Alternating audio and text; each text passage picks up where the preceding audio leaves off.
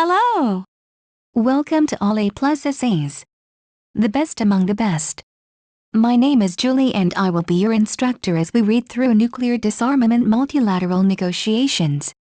The article source is embedded in the video description below. Feel free to read along. Please note that you can get a custom, plagiarism-free essay for as little as $10 a page at A9AYTZ357W.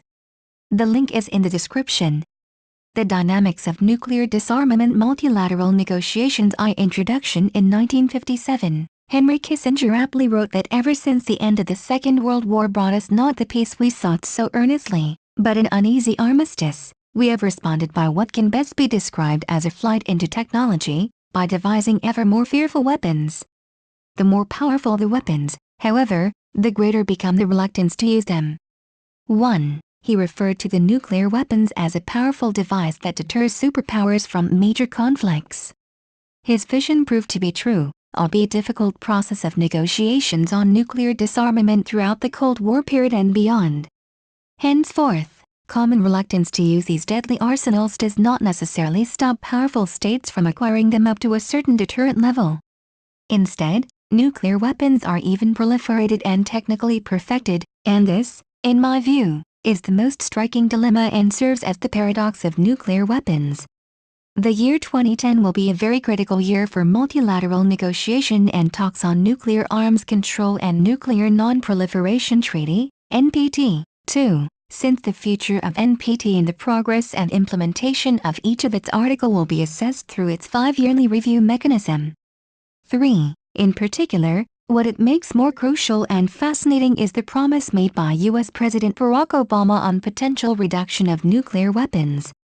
In his policy statement delivered in Prague, April 5, 2009, President Barack Obama has made it very clear that he envisioned a world that is free from nuclear weapons.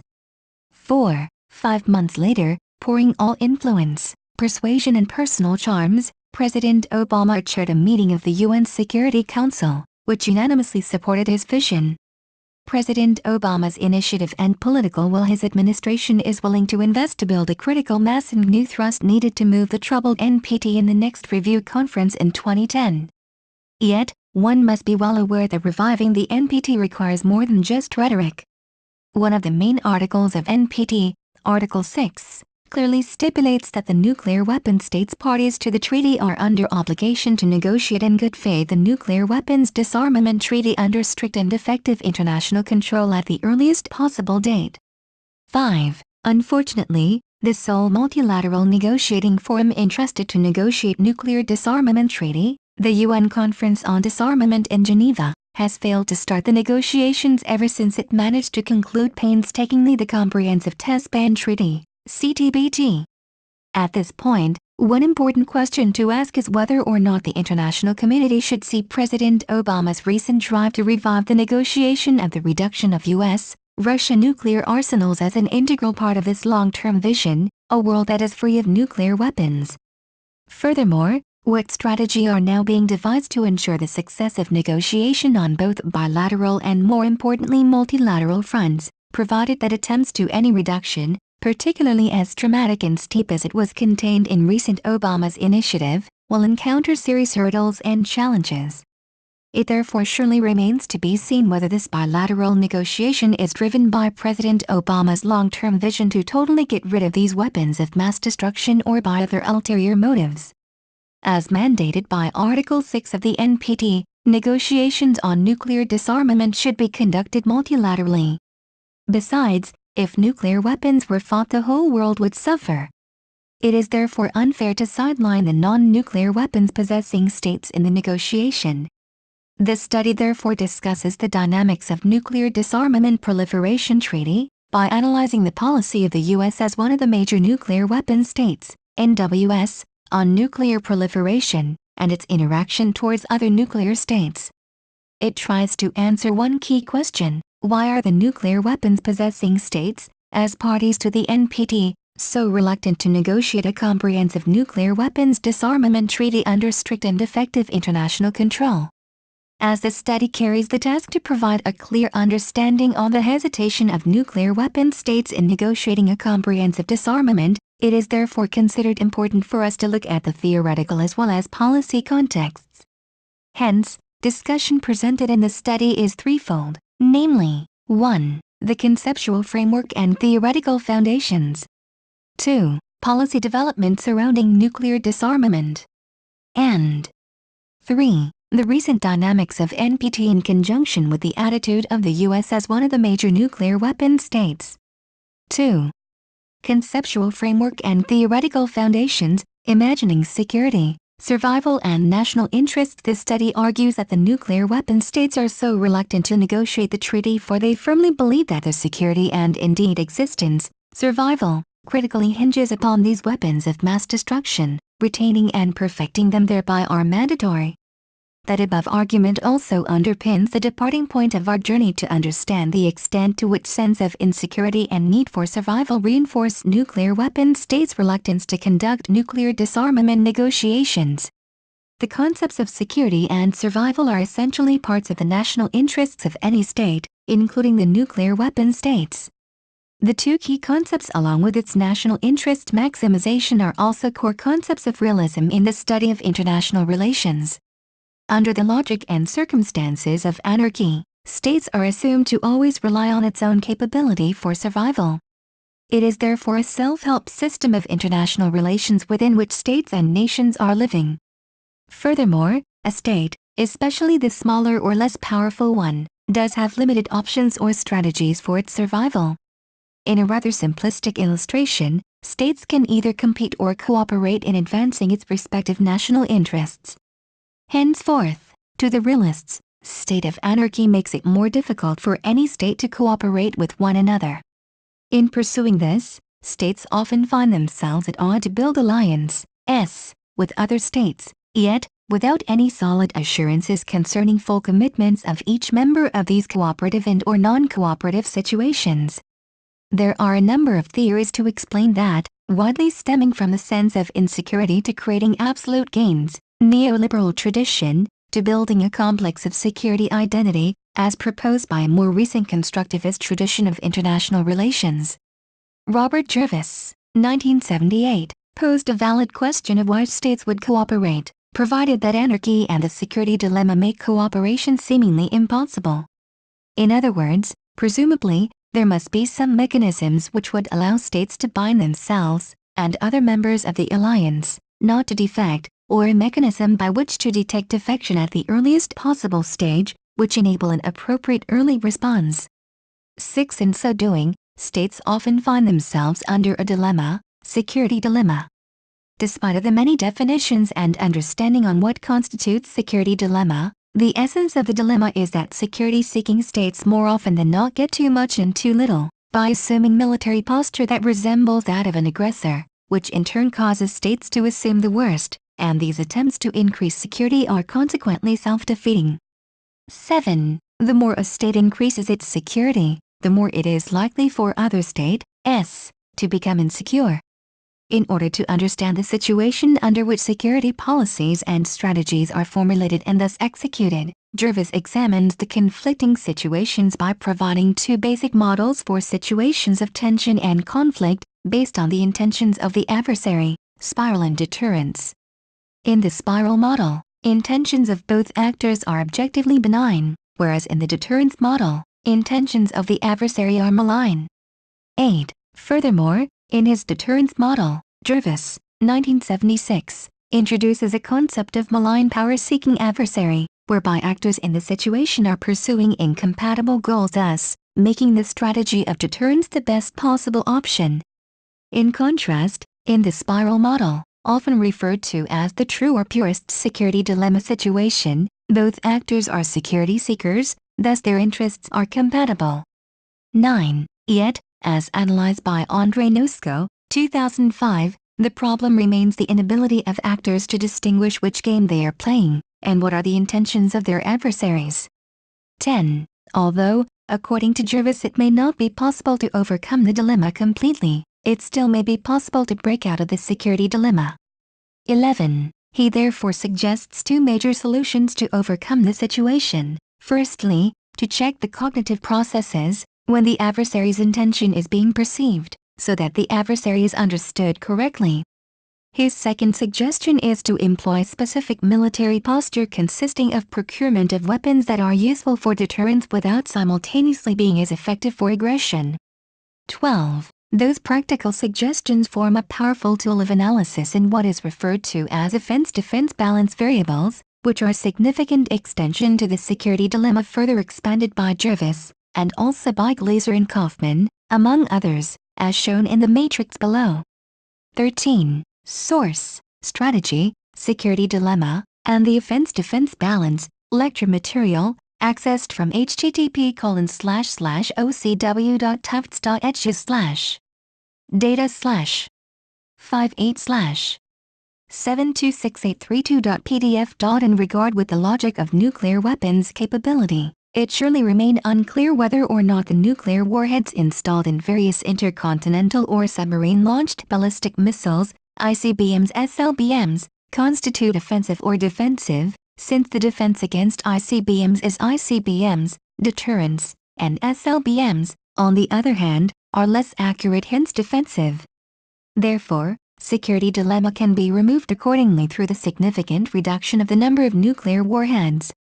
As actors are striving to attain security while they are driven to acquire more and more power in order to escape the impact of the power of others, thus the intentions and motives of the actors are important primarily for any realists.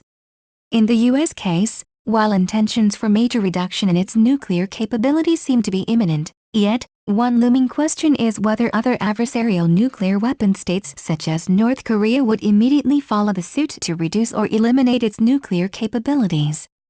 Critics and pessimists were quick to answer that such a possibility for others to bandwagon and support the U.S. initiatives are too far-fetched, for a number of reasons such as a national aspiration to obtain nuclear capabilities, sense of insecurity, and the need to hedge its national security from possible nuclear outbreak in the future is part and parcel of their national threat perception.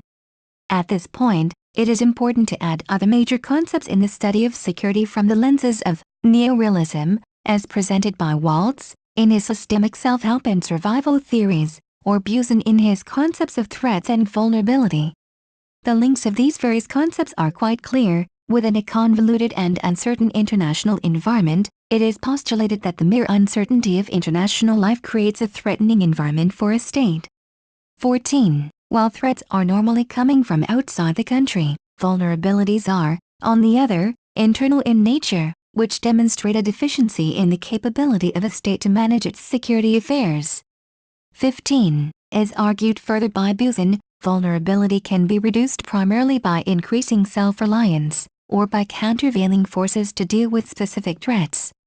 16. Hypothetically speaking, obtaining or maintaining the level of nuclear warheads to hedge its security interests vis-à-vis other states is a double-edged sword that can be used to minimize both threats and reduce vulnerability at the same time.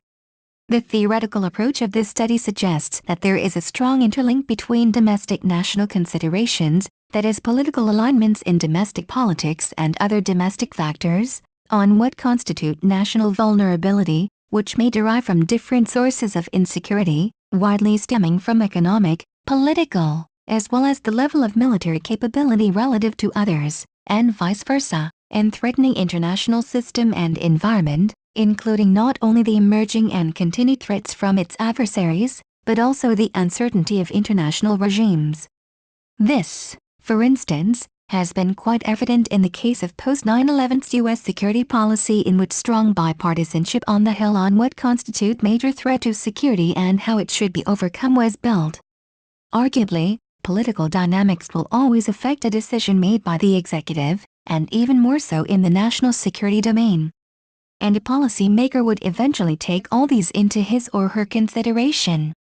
Presumably, President Obama's decision on the steep reduction, even elimination of nuclear warheads, was the result of these various considerations, for example shared concerns amongst the elites over the possible illegal and illicit spread of nuclear warheads.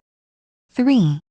Relative peace amidst constant threats of nuclear annihilation, deterrence, negotiations, and idiosyncrasy. Indeed, in reality, questions and discourses surrounding nuclear weapons and its delivery systems remain as elusive and fascinating as ever, both in its theoretical and practical terms.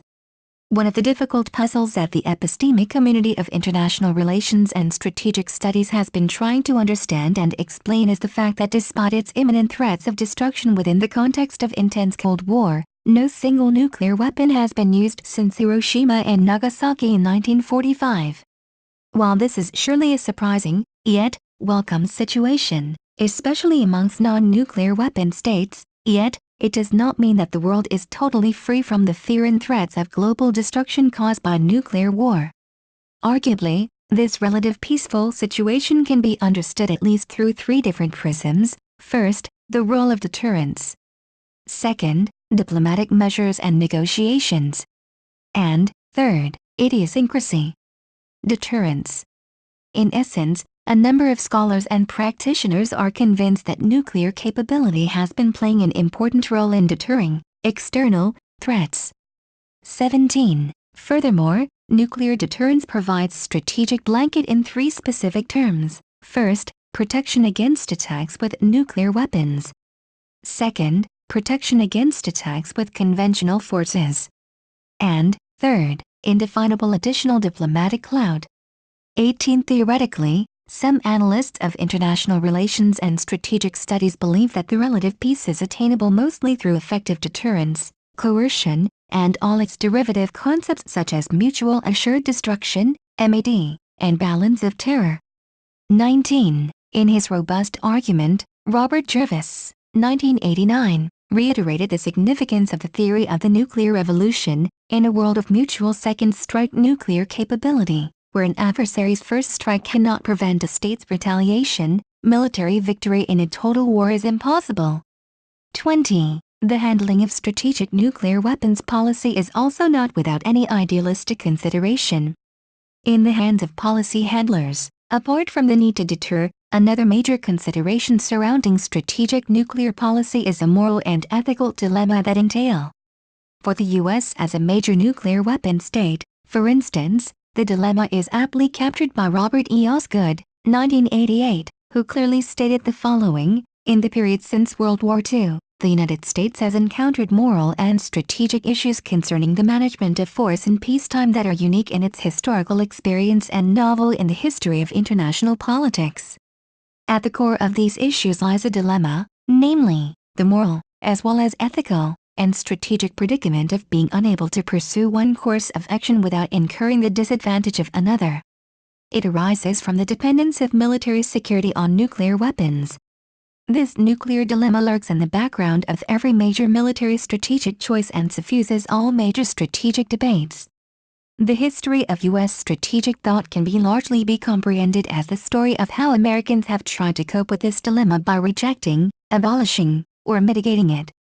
21. Furthermore, he continued by defining precisely the dilemma the U.S., as arguably other nuclear weapon states, is facing in regard with its nuclear arsenal depository, as follows: the nuclear dilemma is simply an expression of the momentous fact that the security and peace of the United States and its major allies depend heavily on the deterrent effect of nuclear weapons, and on the fact that this deterrent, if used, would very probably lead to self-defeating destruction and, possibly, an ecological catastrophe for much of civilization.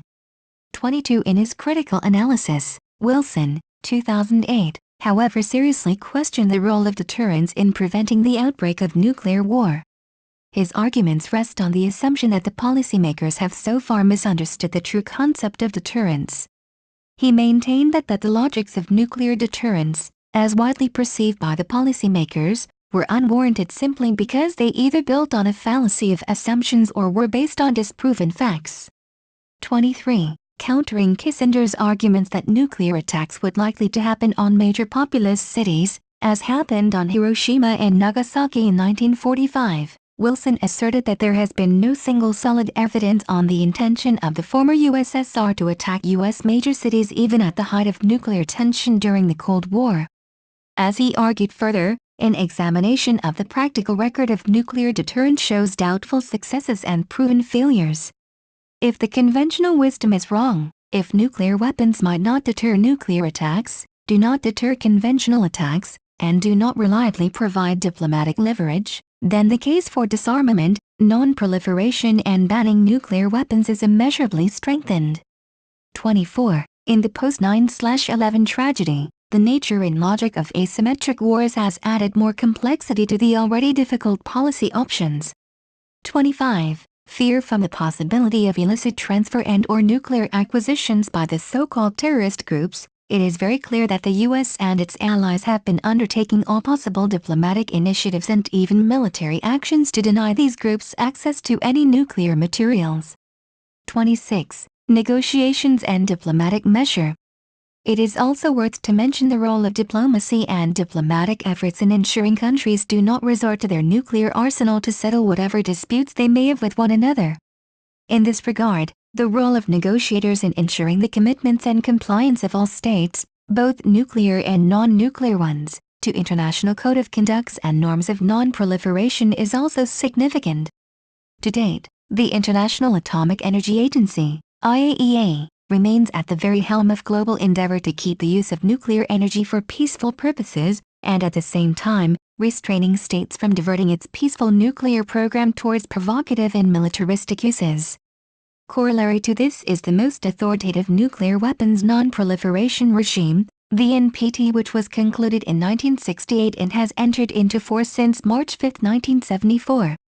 Consisting of a preamble and 11 articles, 27, more often than not that the treaty is widely interpreted as a three-pillar system, namely, non-proliferation, disarmament, and the right to peacefully use nuclear technology. 28. In operation, a safeguard system to verify compliance with the NPT is established under the auspices of the IAEA, one of which is conducted through site inspections. As outlined in the treaty, NPT seeks to promote cooperation in the field of peaceful nuclear technology, including the use of nuclear energy and equal access to this technology for all states parties, and provides safeguards that prevent the diversion of fissile material for the development of nuclear weapons. 29. Idiosyncrasy. In contrast with the above analysis on the role of deterrence and diplomatic measures, a more recent study by Nina Tannenwald, 2007, revealed a striking fact concerning the idiosyncratic factor of U.S. leaders regarding the use of nuclear weapons. Drawing on newly released archival sources, Tannenwald was able to dispute the widely accepted theory of deterrence as primary inhibitor to an open and global-scale nuclear war. Instead, she was in favor of what she calls a nuclear taboo, a widespread inhibition on using nuclear arsenals, which has arguably arisen in global politics. By analyzing 4 critical instances of wars where U.S. leaders considered using nuclear weapons, namely Japan 1945, the Korean War, the Vietnam War, and the Gulf War 1991, Tannenwald produced a rich and convincing explanation on how the nuclear taboo has successfully helped prevent the U.S. and other world leaders from resorting to these ultimate weapons of mass destruction. 30. In other words, Tannenwald believed that there has been some moral ingredient within the policymakers in regard with the use of nuclear weapons. Furthermore, from the leadership perspective and beliefs, Jacques E.C. Hyman's, 2006, convincingly demonstrates that leaders do play a significant role in achieving nuclear capabilities. 31. Based on his findings on contending interests of leaders in the attainment of nuclear capabilities, he suggests 3 possible responses. First, a stricter international non-proliferation regime, controlling supply-demand side. Second, nuclear abolition, in which the nuclear weapons states make much more serious efforts towards disarmament and resist the temptation to threaten nuclear attacks against non-nuclear weapon states, as they promised to do in Article 6 and again at the NPT Review Conference in 2000. And, third, preventive military action intervention against regimes whose leaders harbor nuclear weapons ambitions. 32. Apparently, those 3 responses are in combination taking place in today's world politics and international security. Despite their differences in mode of operation, all 3 prescriptions above do tell us common assumption that nuclear weapons are highly attractive to many states. That nuclear weapons tend to proliferate. As argued by Hyman's, the ultimate solution to the proliferation puzzle lies in some sort of fundamental change to the international system, be it sovereignty crashing inspections, universal disarmament, or a wholesale revision on the laws of war. 33. This entails the need to change the way international law operates, which so far is seen as rather ineffective to ensure compliance. As radical it may sound, yet, it is surely rather difficult to be implemented on the ground. 4. Recent major development, a fresher outlook of multilateral negotiation. As one of the key nuclear weapon states, the U.S. has sheer diplomatic and military clout over the future of non-proliferation of nuclear weapons at the global scale. In this regard, it is important to note that any debate concerning the future of the U.S. nuclear arsenal is strategically important and critical. This has been truer especially since the new Obama administration has expressed its commitments to pursue a deep and steep cut in its nuclear force, and to launch a major review of U.S. nuclear policy, which will hopefully be submitted to the Congress in February 2010. With its 2,200 operational strategic warheads, while the overall U.S. force to date is merely a fraction of one-fourth of its size a decade ago, yet, it is more capable to destroy an adversary's nuclear weapons before they can be used. In the realm of nuclear disarmament negotiations, the weight the U.S. diplomacy can throw to the success or failure of the negotiations is also visible. This was clearly shown, for instance, in President Obama's success to round commitments from the P5 countries during last UNSC summit on NPT on September 24, 2009, which unanimously adopted UNSC Resolution 1887, 2009. Resolution 1887 itself spells out, inter alia, the calls upon states parties to the NPT to comply fully with all their obligations and fulfill their commitments under the treaty as well as refrain themselves from nuclear test explosion and sign the CTBT, and also exercise stricter measures to sensitive materials 34, as means to avoid nuclear warheads from falling into the terrorist group. The expected bandwagoning effect of the U.S. commitments, especially on the part of non-nuclear weapons states that are parties to NPT, will be prominent, thus, making the study of the Obama administration's nuclear policy becomes more critical in our attempts to understand the dynamics of nuclear disarmament multilateral negotiations. But, what is the real impact of President Obama's initiatives on the future nuclear disarmament multilateral negotiations? To begin with, the U.S., like any other country, has its own strategic sense of security, and even vulnerability, as reflected in the contours of its proliferation policies of the past decade or so. Sense of insecurity. The threat of terrorism is one that is getting more prominence since 9/11. But deep beneath its psyche, the U.S. government, continue to assert the U.S. nuclear strategy does not hinge any longer on being able to deter a single, comparably powerful, nuclear rival. It goes even further beyond that. For instance, the Bush administration's 2002 national security strategy embraced preemptive attacks against certain potential adversaries, rather than a strategy of deterrence, under the assumption that terrorist groups and even certain rogue states cannot be deterred. 35. Furthermore, this same administration stated in its 2006 national security strategy that despite its recognition to address the issues of proliferation through diplomacy and in concert with its allies and partners, that the place of preemption in our national security strategy remains the same. 36. Departing from his predecessor's position, in his illuminating speech in Prague, President Obama introduced a new calculus of U.S. nuclear strategy.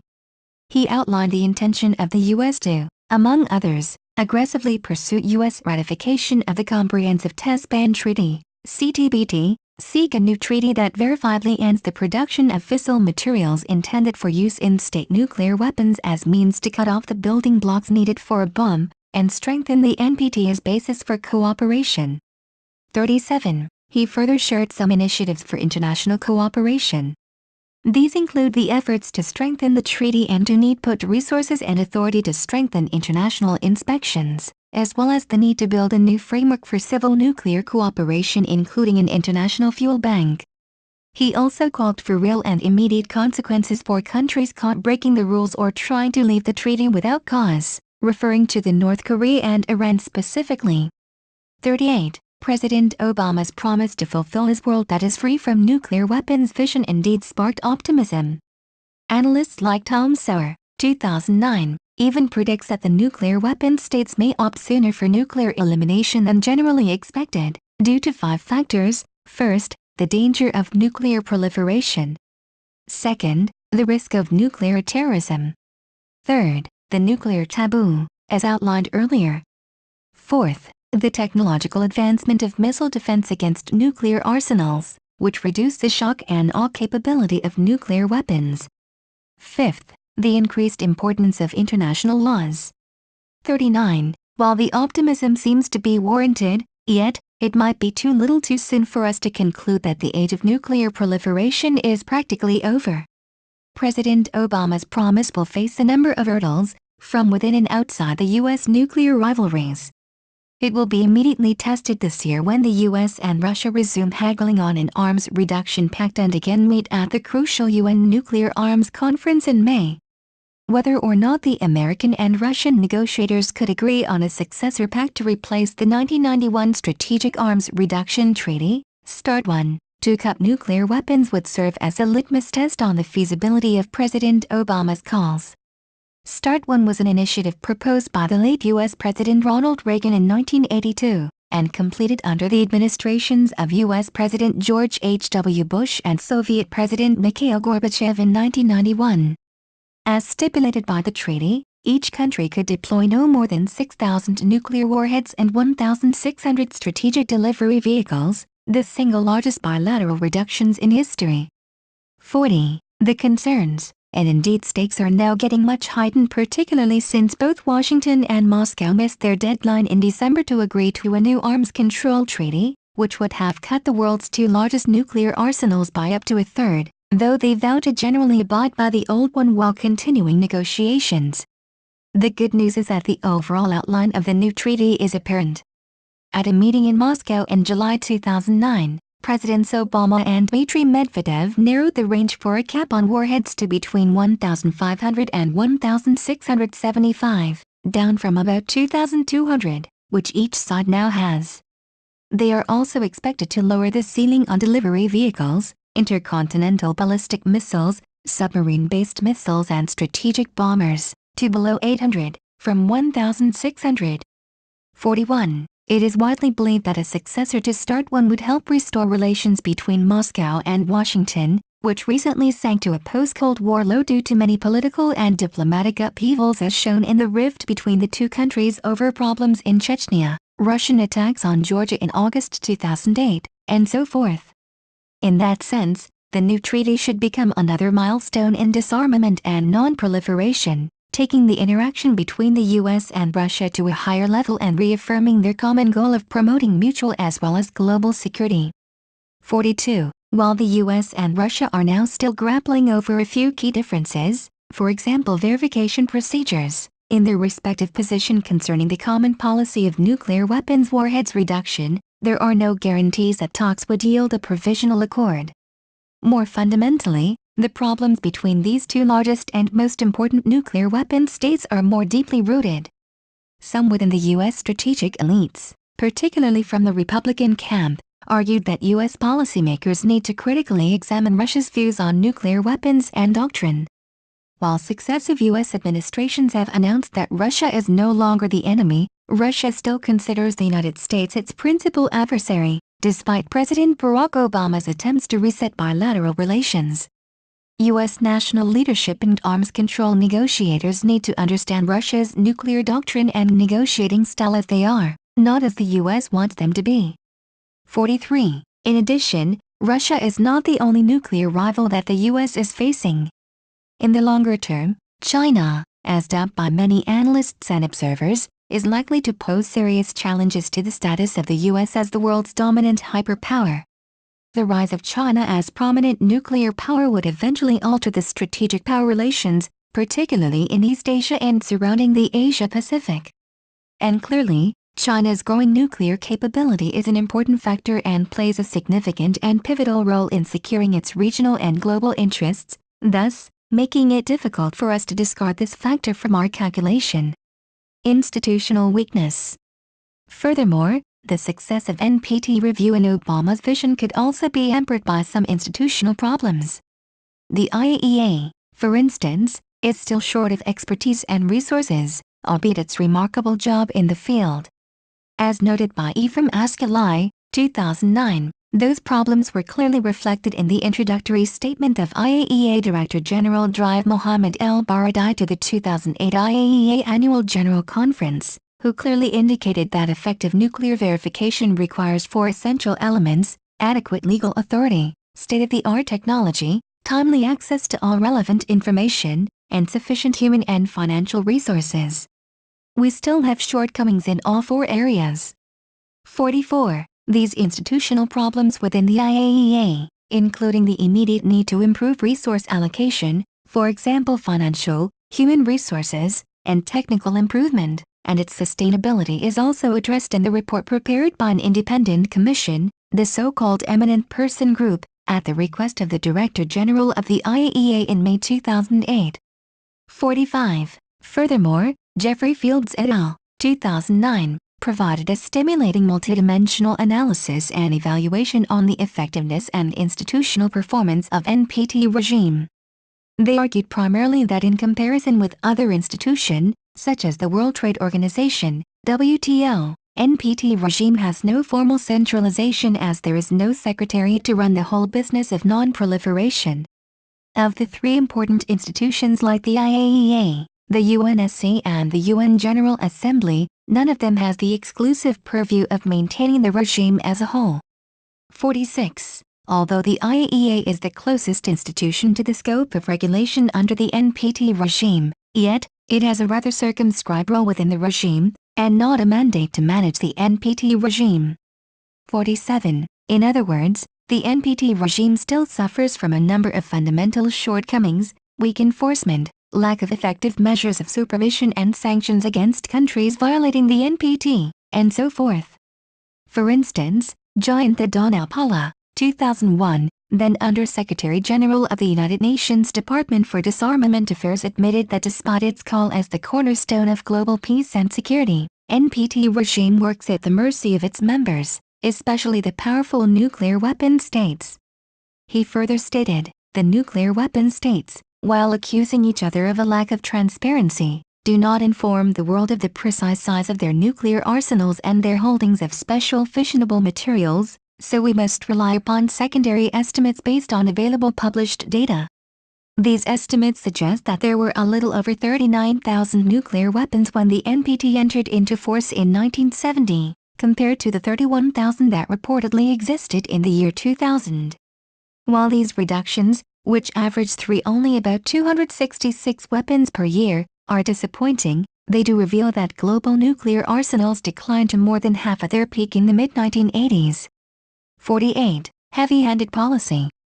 On a more optimistic ground, the success of talks between Washington and Moscow will hopefully not only give a signal for the upcoming NPT review to succeed, but equally importantly, provide a renewed platform of bargaining between nuclear and non-nuclear countries. This has been relevant with the will of many NPT signatories would like the review conference to call for universality of the treaty, which consequently would force non-parties, for example Israel, Pakistan, India and probably North Korea, to sign it and destroy any warheads they might have built. 49. But again, there is no stipulation in the current international law that might force a country to sign or submit itself into a treaty. Idealistically speaking, that should be the call and expected bandwagoning effect resulting from the changing nature of relationship between two major nuclear weapon states. Yet, this, under the nature of international law, cannot be easily implemented as such since there is no enforcing mechanism for any state to sign a treaty. More often than not, the attitude of smaller nuclear weapon states is somehow independent from the nature of bilateral relations of major nuclear weapons powers. Take the case of India and Pakistan, for instance. Despite repeated declarations from Pakistani officials on their willingness to formally forgo nuclear weapons, yet, they are only prepared to do so only simultaneously with India. In addition, they insist to have the nuclear facilities in each of the two countries internationally inspected either under the NPT or within the framework of a South Asian nuclear weapon-free zone. 50. On the part of India, although they have concluded a draft 123 agreement with the U.S. concerning the establishment of a framework for civil nuclear cooperation between the two countries, which largely covers fuel assurances, technology transfers and safeguards arrangements, Yet, it fueled much political debates and renewed opposition from within Indian Parliament, which eventually led to pessimism concerning the continuation of this agreement. 51. After so many disputes surrounding the interpretations, that is its legal compatibility with the Henry Hyde Act that amends the Energy Atomic Act, 52, and discontent from within the domestic political constituents in both India and the US, and even with wide dissatisfaction of Nuclear Suppliers Group, NSG, the 123 agreement, however, was signed on October 10, 2008. The agreement is now officially called Agreement for Cooperation between the Government of India and the Government of the United States of America concerning peaceful uses of nuclear energy. 53. Apart from dyadic security concern of India towards its neighbors, vice versa, and the interest of the Bush administration to enhance strategic stability in South Asia by ensuring India's compliance through the legally binding agreement, the implication of the 123 agreement on NPT has by far been more fundamental. It precisely challenges the very existence and effectiveness of NPT, since India was and still is only nuclear country that is not party to NPT and not a signatory to CTBT, and yet it is allowed to seal a nuclear commerce with the rest of the world. 54. This has been made possible by the decision agreed by 45 NSG members to grant an unprecedented waiver or exemption for India to conduct a nuclear commerce. 55. This waiver ended an isolation enforced upon India after its 1974 nuclear test, and further sealed by the IAEA's approval on the Safeguards Agreement with India on August 1, 2008. 56. In other words, these two countries' compliance toward the NPT or any forms of multilateral negotiations has little, if nothing, to do with attempts for nuclear disarmaments made by other nuclear weapon state, although by implication, a major nuclear state such as the US can offer an incentive to other players, as shown in the case of India-US nuclear talks. In practice, the calculus of nuclear state security, as suggested by our theoretical frameworks, largely depends on the dyadic calculations vis-à-vis their perceived immediate threats, for example Israel vis-à-vis Iran, and vice versa, as clearly shown also in nuclear talks between the US and Russia. The dyadic nature of nuclear calculus is important to explain why nuclear non-proliferation and multilateral negotiations are so difficult to undertake. Yet, it is equally difficult to deny that in the competition with other foreign policy interests, non-proliferation considerations have too often been put at a disadvantage. 57. That means the political and larger strategic interests can sometimes undermine its need and interest for non-proliferation to take place. In order to subdue the Taliban, the U.S. government, for instance, has been giving military aid to Pakistan, despite the fact that Pakistan is engaged in a nuclear weapon program. Such an action is a direct and apparent circumvention of its own stance of not being supportive to a country that develops nuclear weapons. It is also evident that the U.S. has been maintaining its attitude to disregard nuclear development of Israel, which is largely resented by countries in the region. Lack of credentials. This brings us to a more fundamental question about the U.S. policy toward the so-called rogue nations in a global context, a term which was first coined in 1990s by the Clinton administration. The policy entails that the U.S. must flex its muscle against countries like Iran, North Korea, and Iraq, under Saddam Hussein, whose leadership and attitude towards the U.S. and the West are considered detrimental against U.S. global interests and international security. The policy against the so-called rogue nations arguably sparked more controversies, and shown lesser, even damaging results, as shown in the unfinished works in Iraq, while North Korea and Iran continue to presumably present serious threats to the U.S. security and interests. 58. The inefficacy and even failures of U.S. policy vis-à-vis these countries seem to derail the U.S. image and credentials at the international stage, a tarnished image that Obama administration is now working hard to restore. Up until now, the world has yet to see a tangible result from U.S. policy towards Iran and North Korea, especially on the nuclear issue. The situation on the ground is surely more complex than what people might think, since it is not only about nuclear development, but also about regime survival in those two countries. An even-handed policy, one that addresses the threat perception of Tehran and Pyongyang, would be the key. Yet, This should not diminish the message from the international community that these two countries and any other countries should not resort themselves to the use of nuclear weapons as the solution to their row with the US and vice versa. What should be prevented by the international community, and the US in particular, is the terrorist groups to meddle through in this difficult situation. Yet, this cannot be undertaken effectively unless the US and the West is able to show credentials, even-handed, and constructive policy, the one that Washington and its allies are still formulating. 6. Toward an effective multilateral negotiation, making sense of the Article 6. The earlier illustration suggests that the end of Cold War-induced strategic environment does not diminish the major powers' appetite for nuclear weapons. On the contrary, in the midst of uncertainty, nuclear status is an answer that might effectively deter external threats.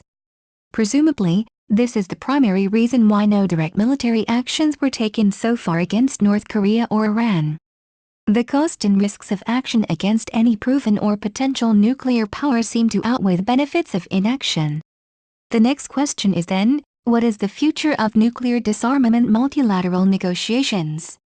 Power politics, as analyzed through neo-realist lenses, would suggest that an anarchic post-Cold War situation primarily remains the major consideration for nuclear weapon states to retain their level of nuclear capabilities and even perfect its nuclear arsenal. Although we are now witnessing serious attempts made by major nuclear weapon states to presumably maneuver from World II to World III, and hopefully subsequently to the World IV in Travis 4 World Matrix, see page 6, yet, success of these efforts is not guaranteed. At the end of the day, for any unilateral bilateral efforts on nuclear disarmament to take effect, they must be augmented by effective multilateral negotiations. The realpolitik must be in tandem with continued legal process to strengthen the NPT regime, a process within which non-nuclear weapon states can fully participate. This seems to be a canonical, but often ignored, principle of the post-Cold War nuclear disarmament process. Here, states' commitment to comply with NPT articles, especially Article 6, becomes very crucial indeed, especially from the nuclear weapon states, without which the fear of domino effect would eventually turn into a reality. 59. Et al. Solingen, 2007, for instance, provides a tacit analysis on how the domino effect might take place in the nuclear conundrum. The domino effect would take place if one particular country decides to go nuclear, and this would spark others, especially its immediate rival country, to follow the suit. As Solingen rightly points out, the tally of nuclear weapon state has thus risen from the 5 recognized by the NPT in 1968, the P5, to 9 in 2006. 60, and as indicated by President George W. Bush, there are still many more nations of nuclear aspirations. 61. Here lies the core problem of the multilateral negotiation of nuclear disarmament. There was, and still is, huge lacuna and gap of interpretations between the non-nuclear weapons states and the nuclear weapons ones on the textual and contextual obligations contained in the Articles of NPT, in particular the Article 6. The non-aligned movement, NAM, and non-governmental organizations often accuse the U.S. in particular of ignoring the commitment to reduce the military role of nuclear weapons and has adopted an irrational policy of elevating the role of nuclear weapons in its overall military strategy. 62. Responding to this criticism, which according to Christopher A. Ford, 2007, should bear scrutiny, Ford argues that the U.S. has made enormous progress, so much so that had someone predicted 2 decades ago that things would stand where they do today, that persons might perhaps been thought mad. 63. If we look at a statistical comparison of the strength of U.S. nuclear weapons in 1989 to 2008, indeed we can see that the U.S. has made quite a significant reduction in its strategic nuclear forces and arsenals, the warheads and delivery systems. In the past 2 decades or so, the U.S. has been able to reduce the number of its ICBMs inventory from 1,000 in 1989 to 488 in 2008. Washington also managed to decrease the number of SLBMs from 608 to 288 within the same period. More significantly, the number of nuclear warheads was maintained at the level of 3,575 in 2008 from 8,300 in 1989. 64. The following table illustrates the efforts made by the U.S. as a combination of various factors or exigencies, primarily unilateral reduction initiatives and also bilateral talks with its nuclear rivals USSR Russia. Table 1. Comparison of U.S. strategic nuclear forces year 1989 and 2008 weapons system warheads type no deployed 1989 type number deployed 2008 type number deployed 1989 no deployed 2008 ICBMs Minutemen II 450 Mk12 138 various types 8335 75 Minutemen III Mk12 200 Minutemen III Mk12A 250 Minutemen III Mk12, 300 Mk21 Serve 100 MX50 total 1000 total 488 SLBMs SSBNs SLBMs Poseidon 224 Trident II 228 Trident I 384 total 608 total 228 bombers B1 B97 B52 H94 B52 grams per hour 193 B220 FB111A 59 total 349 Total 114 refueling aircraft Tomahawk SLCM 320 KC-135 615 Source, adapted from SAPRA Yearbook 1989, 2008, Solna, Sweden, Stockholm International Peace Research Institute, 1989, 2008, pages 12 to 13, 1989. Pages 367 to 8, 2008.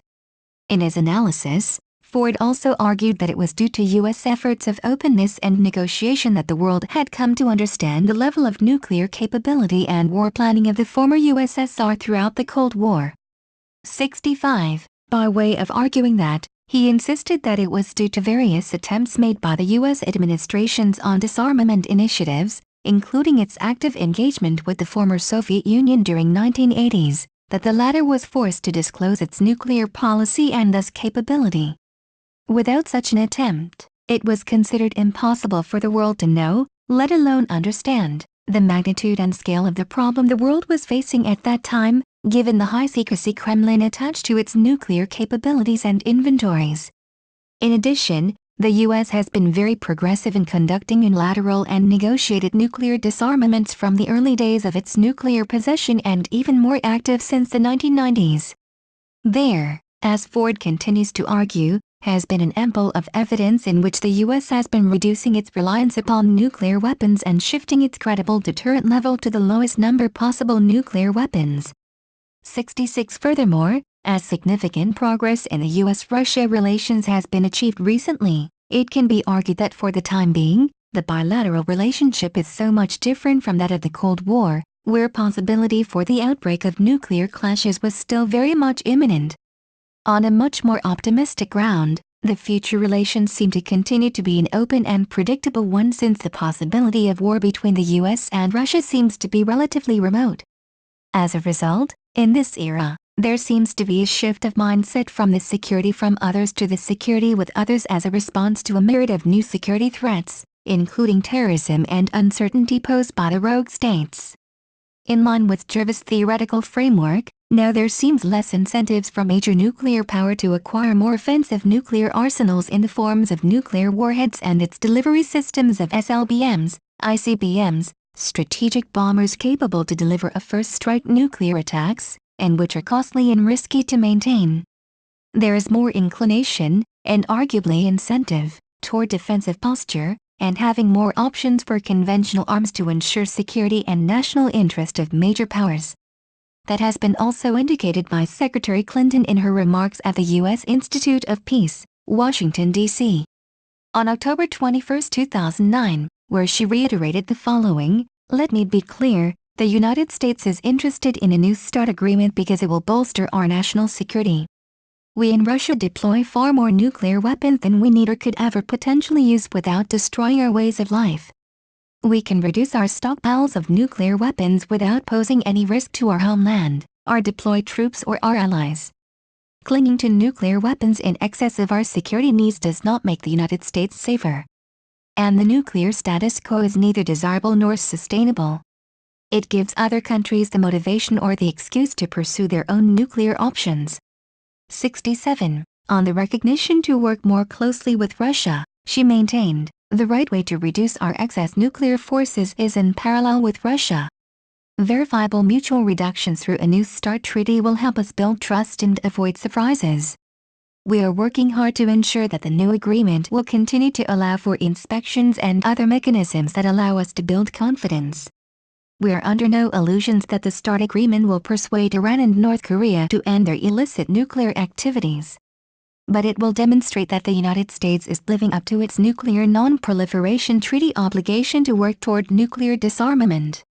In doing so, it will help convince the rest of the international community to strengthen non-proliferation controls and tighten the screws on states that flout their non-proliferation commitments. 68. The above analysis illustrates to some extent the primacy of bilateral negotiations of nuclear disarmaments amongst major nuclear players in promoting non-proliferation and disarmament. This is probably in line with the general view amongst U.S. policymakers dated back to 1960s that considered non-proliferation as an interim of disarmament. Thus, major powers' efforts for disarm were in many instances conducted at the expenses, or even by sidelining, the multilateral negotiations. This, in the view of many non-nuclear weapon states, is a source of ambiguity and excuse of the major nuclear weapons, resulting in the wider rift between the nuclear weapons states and the non-nuclear weapons ones. Henceforth, the next critical issue to be dealt with is the credibility of nuclear weapon states, including the U.S. on international arms control measures. This must be restored in order to gain support from the international community for the U.S. non-proliferation initiatives. 69. As one analyst asserts, ratification of the CTBT would demonstrate that the U.S. is committed to its Article 6 obligations under the NPT, and recognizes that the cessation of explosive nuclear testing is an essential step down this road. 77. Concluding notes, restoring credibility, strengthening the NPT. The study has shown that there are several factors affecting the attitude of major nuclear powers toward nuclear disarmament multilateral negotiations, which are widely stemmed from power politics of survival, to perception and idiosyncrasy, to the institutional weakness and wider gap of perception exists across nuclear weapons states and between the nuclear weapons states and non-nuclear weapons ones. Yet, there is now a sign of positive development in the relationship between the U.S. and Russia, the world's two major nuclear powers. It is hoped that their improved relations, including their attempts to renew bilateral agreement on nuclear arsenals, would eventually help foster the multilateral negotiation on nuclear disarmament. Nonetheless, realistically speaking, there remain several hurdles along the way, one of which involves the overall political calculus between the U.S. and countries like Iran and North Korea. In addition, a new mechanism and strategy should be devised to address the rivalries of smaller and middle nuclear weapons which now exist very much in a dyadic pattern, for example Pakistan and India, Iran and Israel, Japan and North Korea, etc. Without any mechanism that provides political, security, and economic incentives and assurances as well as realistic, effective, and credible strategy, the success of multilateral negotiation on nuclear disarmament would remain as elusive as ever. In reality, countries, both the powerful and less powerful ones, are still faced with the logic of power politics and grave security concerns, which are largely affected by threat perception, sense of insecurity, own national capability relative to that of others, fear of nuclear proliferation into the hands of terrorist groups, etc., are likely to continue to dictate the dynamics of nuclear talks, both bilaterally and multilaterally, today and in the future. In the final analysis, and as practical policy suggestions of this study, new initiative by the U.S. on non-proliferation and disarmament is indeed an important development and deserved a warm welcome and credible international support. Nonetheless, despite the various achievements and breakthroughs in nuclear talks, it is important to maintain that the success or failure of the non-proliferation and eventually disarmament is still much at the behest of nuclear weapon states, either the parties or non-parties to the NPT, and the bilateral talks and arrangements amongst them. Yet, bilateral talks and initiatives amongst major nuclear powers, while serve well as the strategic building block to multilateral negotiations, cannot in itself be a substitute to the multilateral negotiation under NPT. For an effective multilateral negotiation to take place, it must involve other non-nuclear players. These non-nuclear players can help stimulate conducive environment and bridge the gaps of threat perception amongst major nuclear powers, that is through intra- and interregional security talks and dialogues. The order is indeed very tall, but surely not insurmountable. 1. C. Henry Kissinger, Nuclear Weapons and Foreign Policy, New York, Harper and Brothers, 1957, pages 3. 2. C. Mingjing, Non-Proliferation, Onus is on Major Nuclear States, in China Daily, January 14, 2009.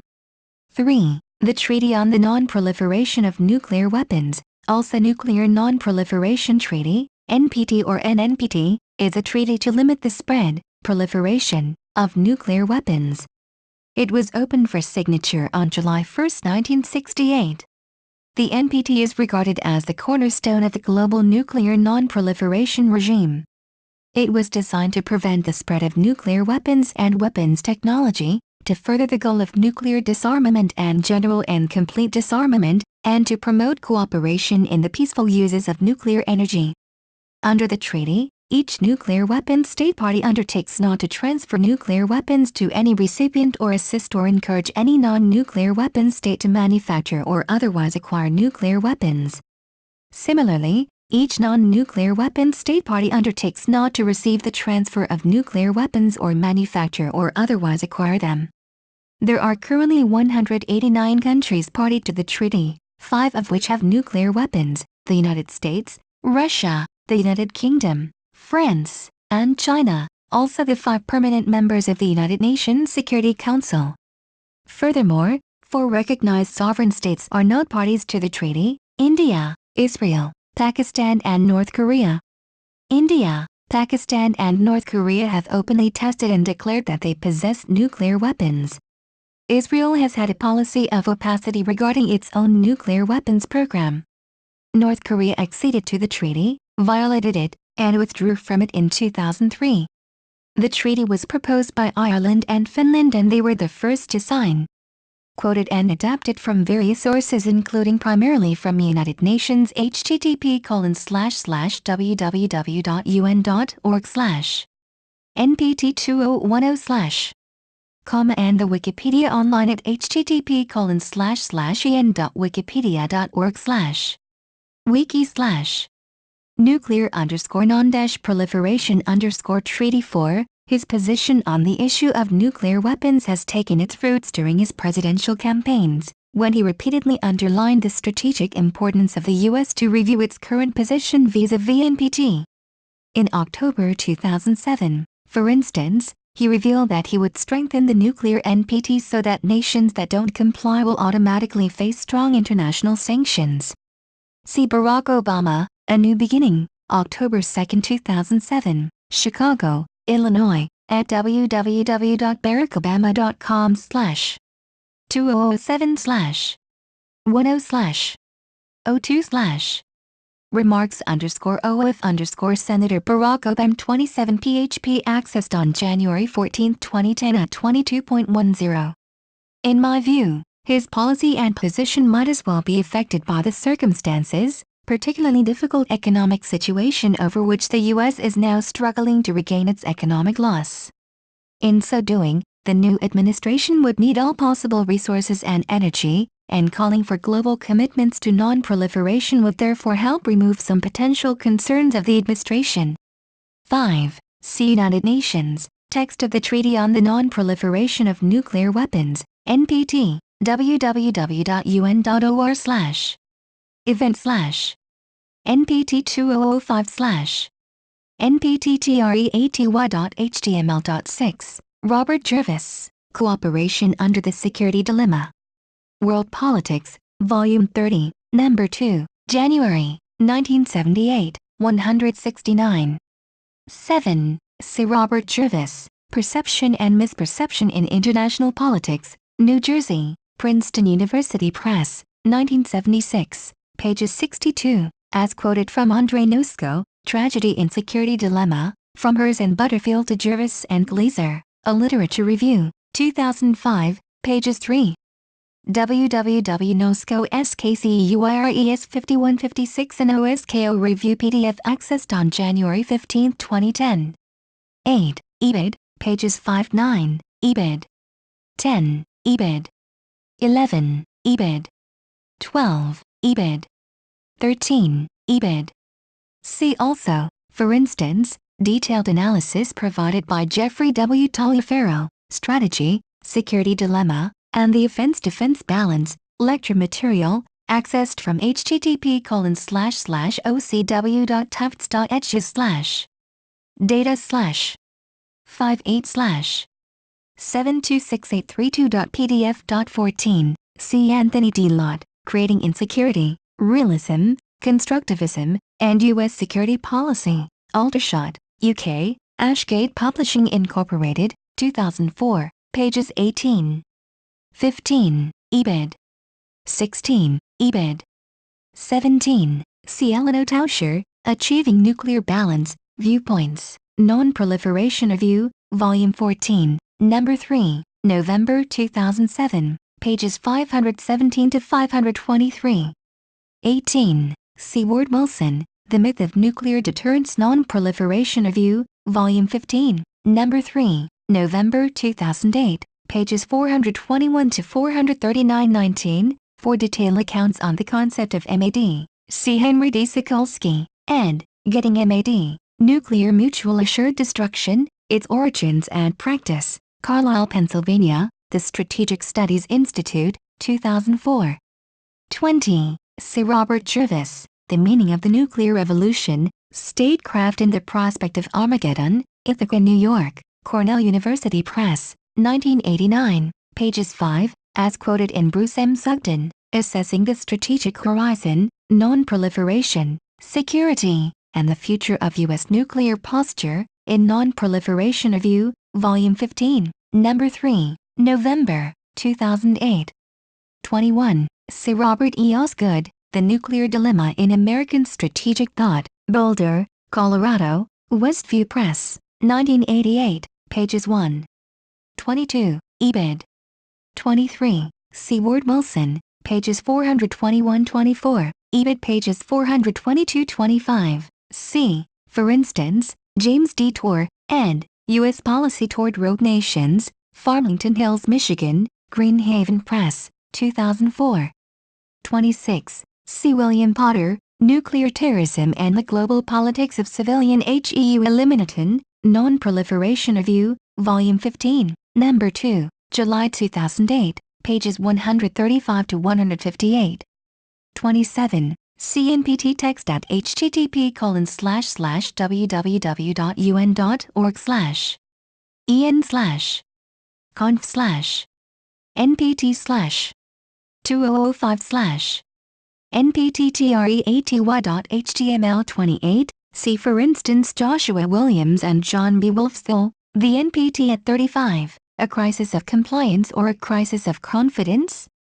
UNA USA Policy Brief Number 7 April 29, 2005 accessed at http://www.carnegieendowment.org/ file/una_policy_brief.pdf29. See NPT text at http://www.un.org/ en/conf/npt/2005/ npttreaty.html30. For complete analysis on the nuclear taboo and its moral foundation, see Nina Tannenwald, The Nuclear Taboo, the United States and the Non-Use of Nuclear Weapons since 1945, Cambridge, UK, Cambridge University Press, 2007. Actually, it was not the first introduction of moral foundation on the analysis of nuclear non-use in the modern history of the past 6 decades. Henry Shu's book, 1989, On Nuclear Deterrence and Moral Restraint, Critical Choice for American Strategy, among others, outlined the importance, as well as difficulties of imposing moral calculation on the U.S. nuclear strategy. Henceforth, analyses presented in the book are generally drawn from moral and philosophical perspectives, with less references on incidents conflicts within which strategic decision on the use or non-use of nuclear weapons by the U.S. and other world leaders might have or might have not taken. However, both Tannenwald's and Schu's studies provided excellent accounts on the question and role of leadership in the study of nuclear weapons and non-proliferation. See Henry Schu, ed., Nuclear Deterrence and Moral Restraint, Cambridge, UK, Cambridge University Press, 1989. 31. Analyzing the behavior of leaders in France, Australia, India, and Argentina. Hymans argued that there is a common belief that acquiring nuclear weapons would indeed be a great deterrent to their nation's foes. Leaders were also clearly convinced that having nuclear weapons would give them the international status they very much desired. Nonetheless, this study also shows that for political economic reasons and rational strategic calculations, key policymakers, mostly the key bureaucrats, normally believe that security costs of building nuclear capabilities outweigh the status benefits. See Jacques E. C. Hymans, The Psychology of Nuclear Proliferation, Identity, Emotions, and Foreign Policy, Cambridge, UK, Cambridge University Press, 2006. 32. EBID, pages 219 to 225. 33. EBID, pages 225. 34. UNSC Resolution S3/1887, 2009, on September 24, 2009. As accessed at http://s-gds-ny.un.org/ doc/UNDOC/gen/N09/523/74/ PDF/ N095237.pdf Question Element 35, White House, National Security Strategy of the United States of America, September 17, 2002, at www.whitehouse.gov/NSS.html.36, White House, National Security Strategy of the United States of America, March 2006, at www.whitehouse.gov/NSC/NSS.html.37. See President Obama speech in Hradzky Square, Prague, Czech Republic, on April 5, 2009 at http://www.whitehouse.gov/ the_press_office/ remarks-by-Barack-Obama-in-Prague-as-delivered/ 38. EBIT 39. See Tom Sawyer, A Second Nuclear Revolution, From Nuclear Primacy to Post-Existential Deterrence, The Journal of Strategic Studies, Volume 32, Number 5, pages 745 to 767. 40. See Stratfor Global Intelligence, U.S., Russia, Startup Brief, accessed at its website, http://www.stratfor.com/ membership/ 133474/ analysis/ 20903090_U_S_Russia_start_I_brief 41, EBID. 42, EBID. 43. See Ariel Cohen, Dangerous Trajectories. Obama's approach to arms control misreads the Russian nuclear strategy, Backgrounder, number 2338, November 9, 2009, http://www.heritage.org/ research/ Russia Eurasia/ upload BG2338 PDF. 44. The statement was quoted from Ephraim Ascali, The Future of the IAEA Safeguard System, INSS Strategic Assessment, Volume 11, Number 3, January 2009 at http://www.ins.org.il/ upload/ file 1,234,084,432 PDF 45. See Reinforcing the Global Nuclear Order for Peace and Prosperity, The Role of the IAEA to 2020 and Beyond. The report prepared by an independent commission, the so-called Eminent Person Group, at the request of the Director General of the IAEA in May 2008 accessed at http://www.iaea.org/ News Center / News / PDF / 2020 Report 0508.PDF 46. C. Jeffrey Fields and Jason Esenia, The Health of the Nuclear Non-Proliferation Regime, Returning to a Multidimensional Evaluation, Non-Proliferation Review, Volume 16, Number 2, July 2009, pages 173 to 93, specifically at pages 184-47, EBID, pages 184.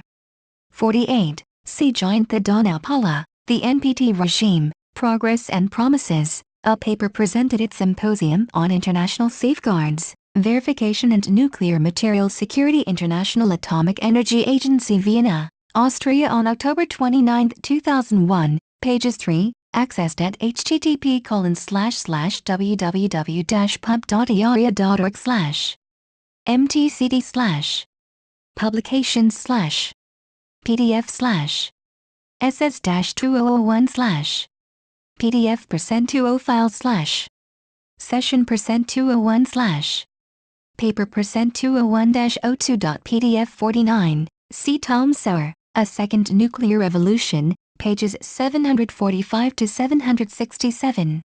50. C. Joseph Goldblick, 20 Years of the Non-Proliferation Treaty, Implementation and Prospects, Oslo, International Peace Research Institute PRIO, 1990, pages 10 to 11.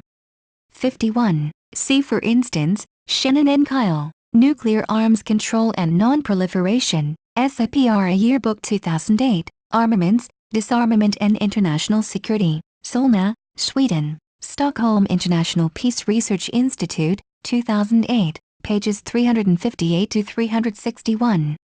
52. Due to space limitation, a detailed discussion on this issue can be seen in Maria Sultan and Mayan Bayzat et al., The Henry J. Hyde Act and the 123 Agreement, SASE Policy Brief 11, London, UK, South Asia Strategic Stability Institute, September 2008, accessed at http://www.sasu.org.uk/ PDFs/ The %20123% Agreement %20 and %20 Hyde %20 Act.pdf 53, C. Ibn, Done Deal, India, US Seal Landmark Nuclear Pact at http://arbnive.in.com/ News/ Done-Deal-India-US-Seal-Landmark-Nuclear-Pact/ 75559-3.html 54. A security analyst Uday Bhaskar maintained that India is not a signatory to the Nuclear Non-Proliferation Treaty,